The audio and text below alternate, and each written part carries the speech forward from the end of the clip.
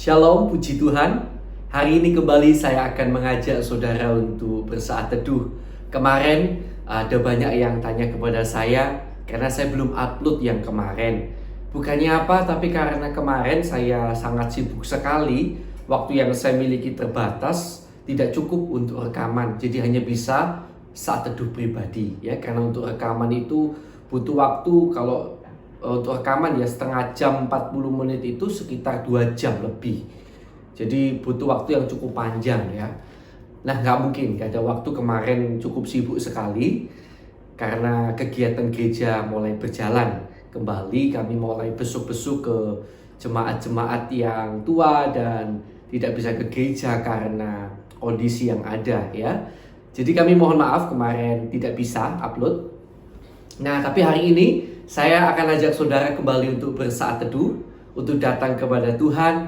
Kita percaya bahwa Dia adalah Tuhan yang sangat mengasihi kita. Dia adalah Tuhan yang berkuasa atas segenap kehidupan kita. Tidak ada satupun perkara dalam hidup kita yang lepas dari campur tangannya.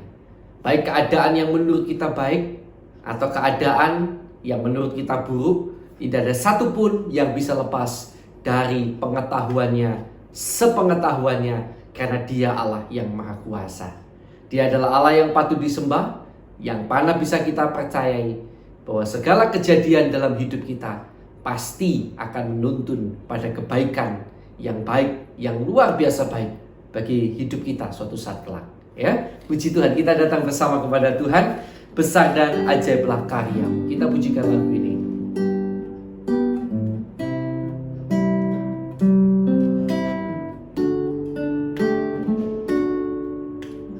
Besar dan ajaiblah karya-Mu,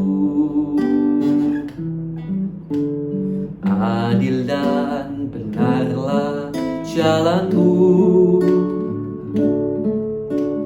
Raja segala bangsa yang Maha Kuasa, mulia nama-Mu. Besar dan ajaiblah karya-Mu, adil dan benarlah jalan-Mu,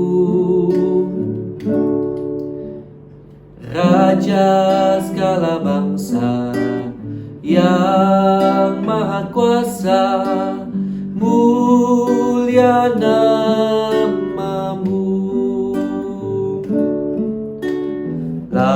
Layaklah segala bangsa sujud kepadamu,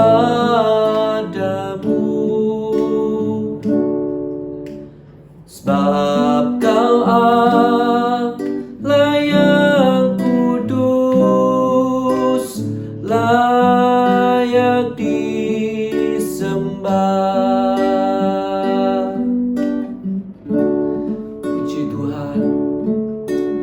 Besar dan ajaiblah karya-Mu, adil dan benarlah jalan-Mu,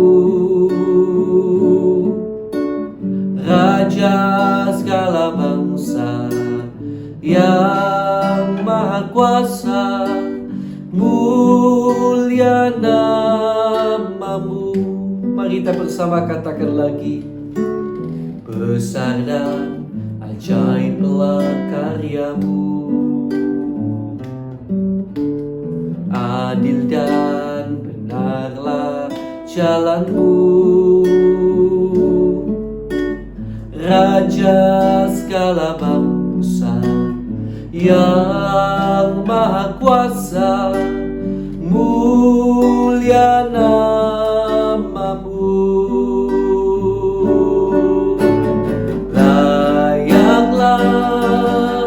Segala bangsa sujud kepadamu, sebab Kau Allah yang kudus,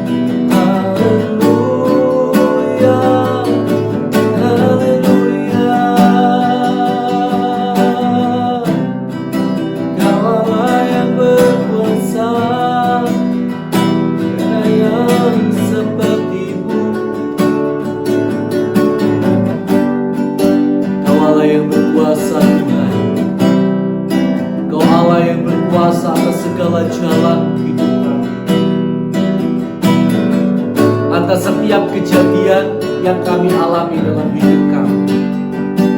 Kau Allah yang berkuasa atasnya. Dan kami percaya tidak ada satupun kejadian dalam hidup kami yang terjadi dengan kebetulan. Sebab kami tahu semuanya sudah di tangan Tuhan dalam rencana Tuhan.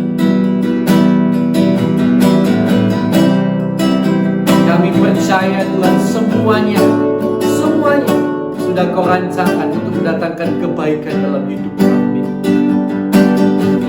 Tidak ada satupun yang berkuasa atas diri kami selain Engkau Tuhan. Hanya Engkau yang berkuasa di langit, di bumi. Kau Allah yang berkuasa atas semesta. Kau Allah yang besar, Kau Allah yang hidup. Haleluya, haleluya.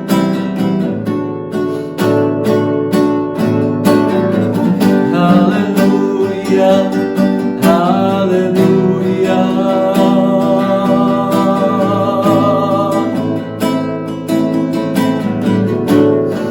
haleluya,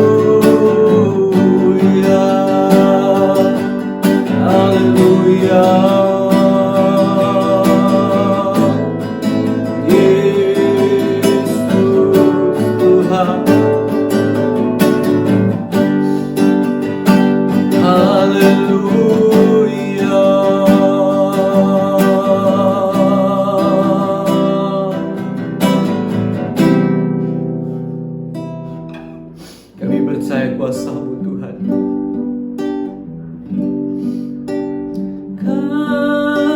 sembah, Kau ku sembah,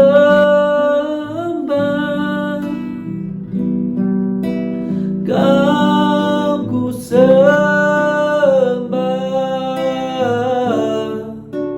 oh Tuhan, Kau ku sembah, Kau ku sembah,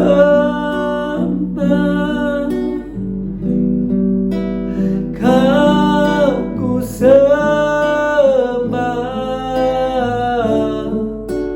oh Tuhan,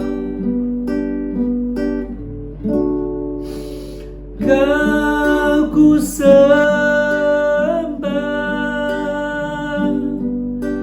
Kau ku sembah, Yesus, Kau ku sembah,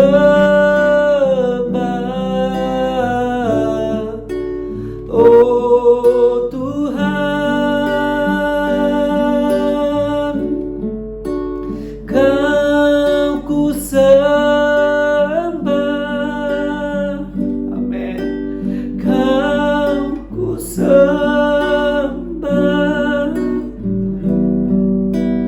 Kau ku sembah, oh Tuhan, Kau ku sembah, oh Tuhan. Terima kasih Tuhan, Engkau Allah yang berkuasa atas segala-galanya.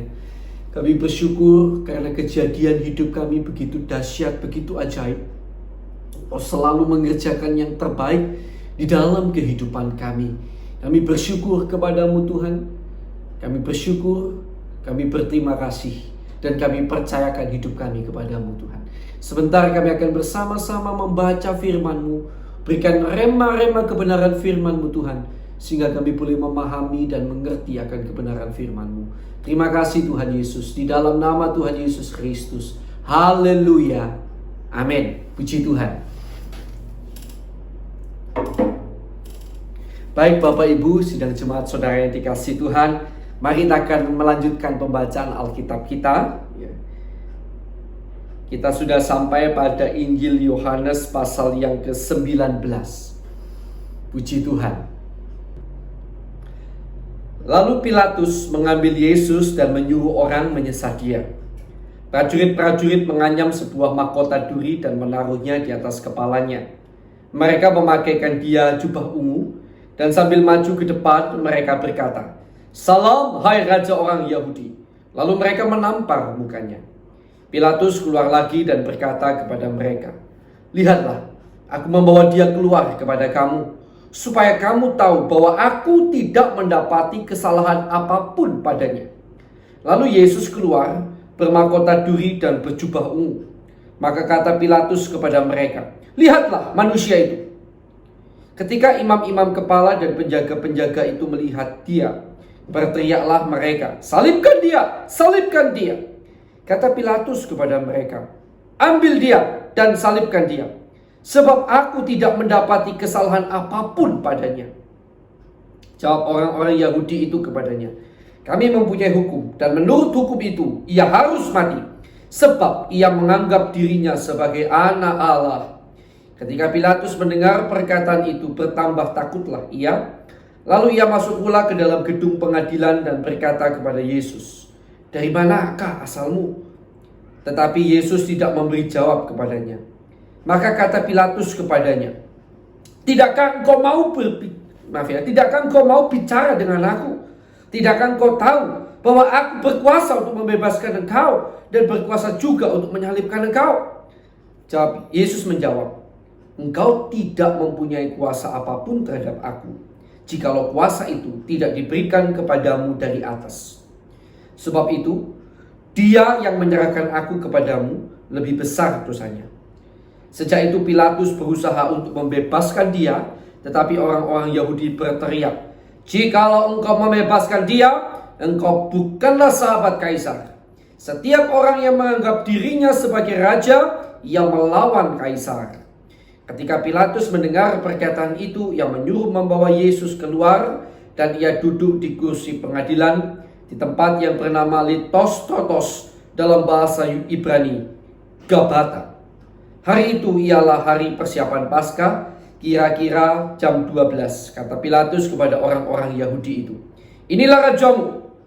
Maka berteriaklah mereka, "Enyahkan dia, salibkan dia, salibkan dia." Kata Pilatus kepada mereka, "Haruskah aku menyalibkan rajamu?" Jawab imam-imam kepala, "Kami tidak mempunyai raja selain daripada kaisar." Yesus disalibkan.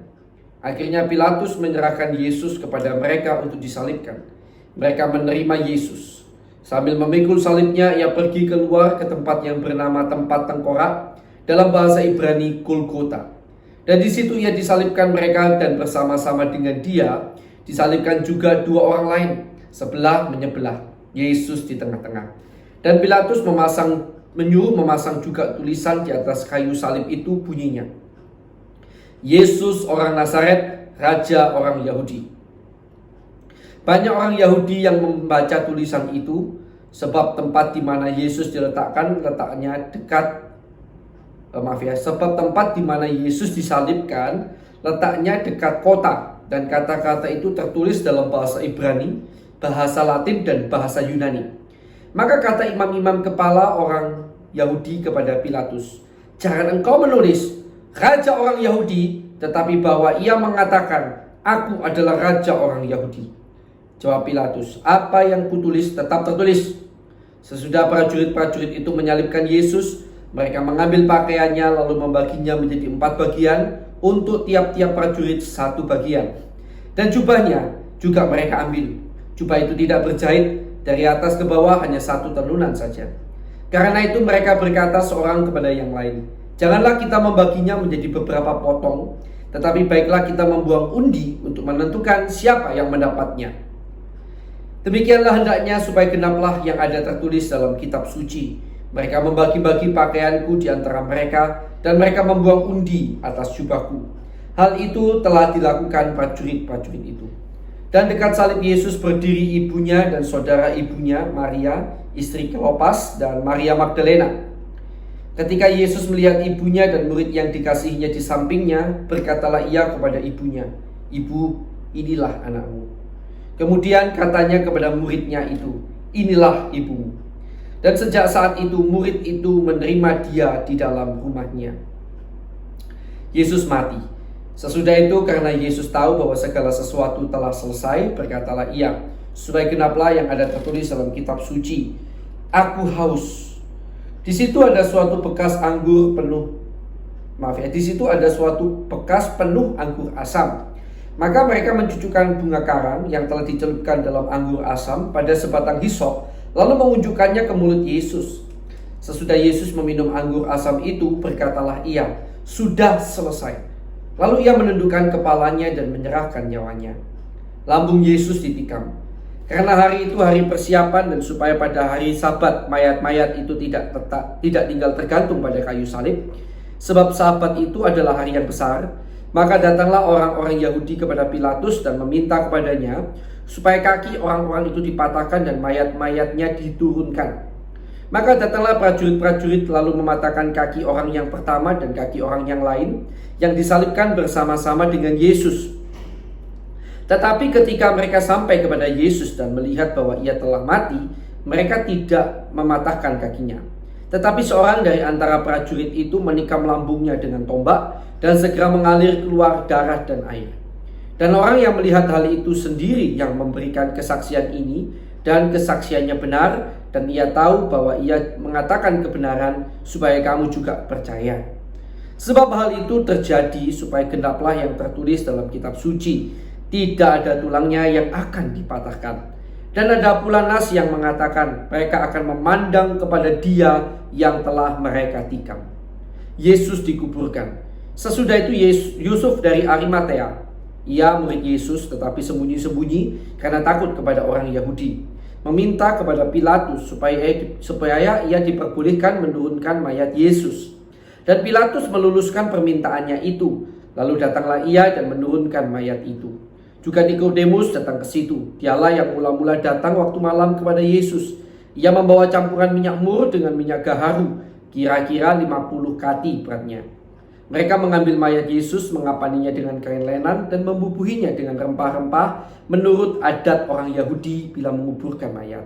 Dekat tempat di mana Yesus disalibkan ada suatu taman, dan di dalam taman itu ada suatu kubur baru yang di dalamnya belum pernah dimakamkan seorang pun.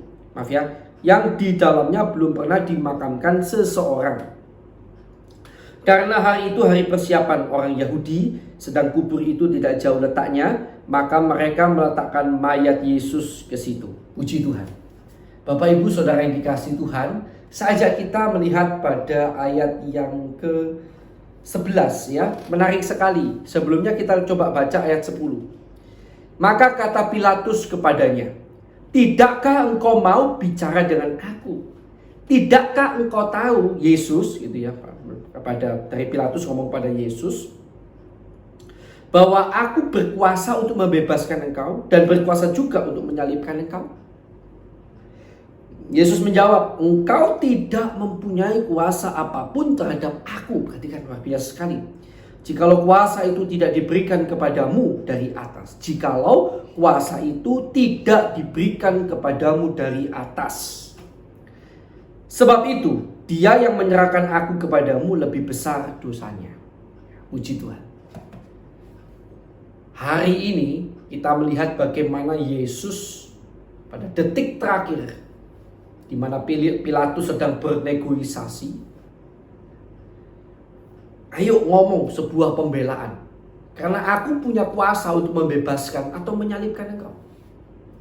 Tetapi Yesus dengan penuh wibawa berkata bahwa kuasa itu bukan Pilatus yang punya, tetapi Tuhan yang punya. Dan Pilatus tidak bisa berbuat apa-apa kalau tanpa seizinnya, tanpa seizin Allah sendiri. Ya, puji Tuhan.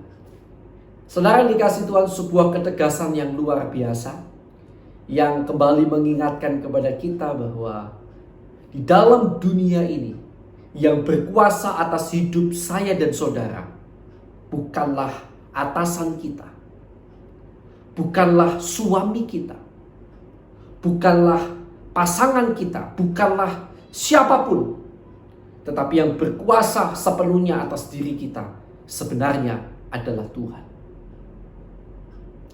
Kalau seseorang, baik atasan pasangan kita, berbuat sesuatu kepada kita yang mungkin menyakitkan hati kita, yang mungkin membuat kita kecewa, membuat kita marah, membuat kita jengkel atau merugikan kita, hari ini kita harus kembali ingat bahwa dia bisa melakukan itu sesungguhnya tidak lepas dari sepengetahuan Tuhan. Karena yang memiliki kuasa itu adalah Tuhan. Mereka tidak berkuasa melakukan apapun kepada kita kalau Tuhan tidak memberikan kuasa untuk melakukan hal itu kepada mereka. Jadi segala sesuatu sudah ada dalam kontrolnya Tuhan. Jadi kalau sesuatu kejadian itu terjadi dalam hidup kita dan ternyata kita tahu tidak lepas dari kontrolnya Tuhan karena Dia yang punya kuasa, maka kita bisa yakin dan percaya, menerima dengan lapang dada, karena kita tahu Tuhan yang izinkan hal ini terjadi pasti Dia punya maksud dan rencana yang baik dalam dan lewat kehidupan saya. Saya ulangi, Tuhan yang mengizinkan hal ini terjadi dalam diri saya, maka saya percaya, saya yakin bahwa Tuhan punya rencana yang baik dalam ataupun lewat diri saya. Puji Tuhan. Sebab itu tidak perlu kita marah terhadap orang-orang yang menyakiti hati kita, yang membuat jengkel kita, yang membuat kita kecewa. Karena kuasa untuk mereka melakukan hal itu tidak mereka miliki sendiri kalau Tuhan tidak yang berikan kepada mereka. Karena hidup kita sepenuhnya dalam kontrolnya Tuhan. Tidak ada orang bisa berbuat jahat terhadap kita kalau tidak diizinkan oleh Tuhan. Karena itu sekali lagi, mari kita akan belajar percaya. Jangan sakit hati dengan orang-orang itu, ataupun jangan sakit hati kepada Tuhan tentunya. Karena kita harus percaya dan yakin bahwa pada akhirnya segala kejadian itu akan mendatangkan kebaikan dalam hidup kita. Seperti Yusuf yang dibuang oleh saudara-saudaranya, seolah-olah saudara-saudaranya punya kuasa atas hidup Yusuf. Seperti Potifar yang melemparkan Yusuf ke dalam penjara, seolah-olah dia punya kuasa atas diri Yusuf. Padahal semua kuasa itu yang memberikan adalah Tuhan. Seketika waktu lamanya Yusuf menderita untuk nantinya menerima kebaikan yang jauh lebih besar. Ingat hal ini, ya, tidak pernah gagal Tuhan kita.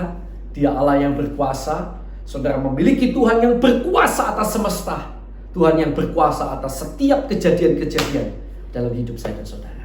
Dia Allah yang besar. Haleluya. Mari kita bersama datang kepada Tuhan. Kita berdoa buat firman yang baru saja kita dengarkan bersama-sama. Puji Tuhan.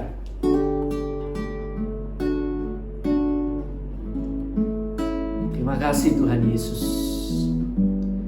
Kami bersyukur buat kebenaran firman yang baru saja kami dengarkan, kami baca bersama-sama.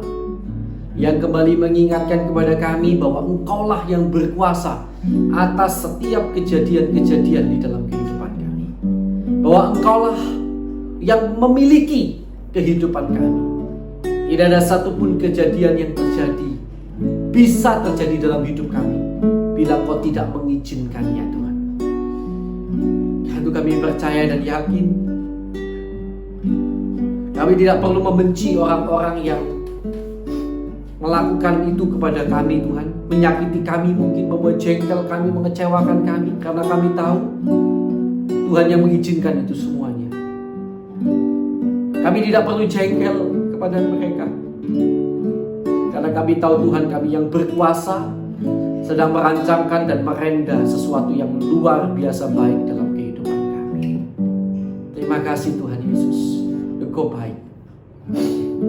Mari sekarang kita akan berdoa saudara untuk nama-nama yang orang-orang yang kita kenal, yang mana mereka belum percaya Yesus.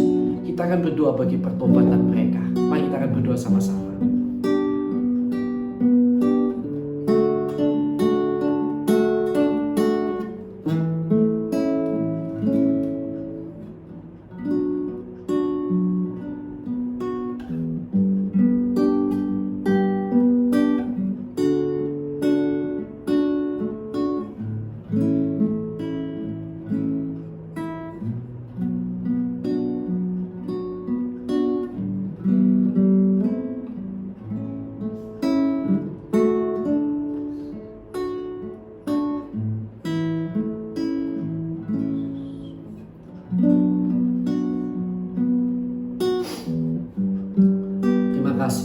Mari kita lanjutkan doa kita. Tuhan, kami juga terus berdoa bagi sahabat-sahabat dan saudara-saudara seiman kami di seluruh dunia yang menderita siksa dan aniaya karena nama-Mu, karena kebenaran-kebenaran firman-Mu yang mereka pegang. Tuhan, berbelas kasihanlah atas hidup mereka. Kiranya oleh kasih karunia dan kebaikan Engkau menguatkan mereka,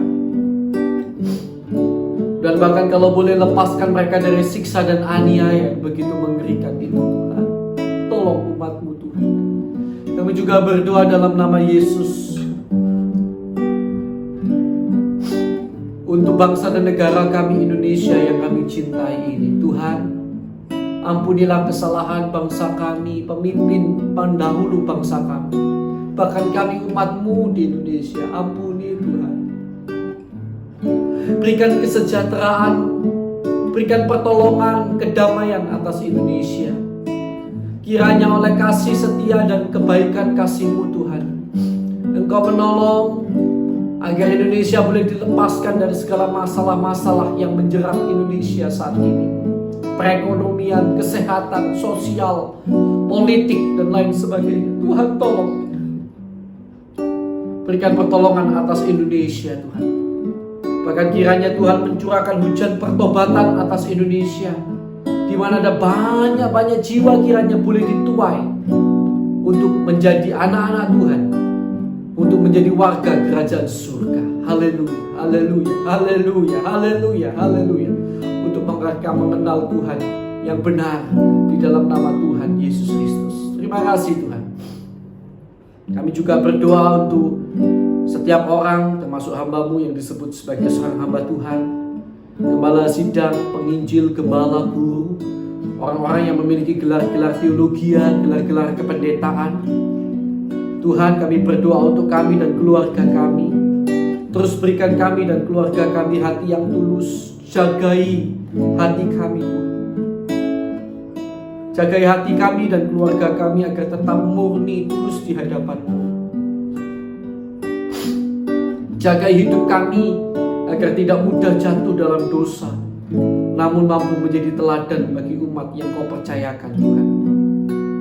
Kiranya Tuhan mencukupkan segala yang kami perlukan, dan bahkan kiranya Tuhan menolong kami, memperlengkapi kami dengan kemampuan-kemampuan yang lebih-lebih lagi, sehingga kami boleh lebih efektif lagi dalam melayani Kau Tuhan. Terima kasih Tuhan Yesus, terima kasih.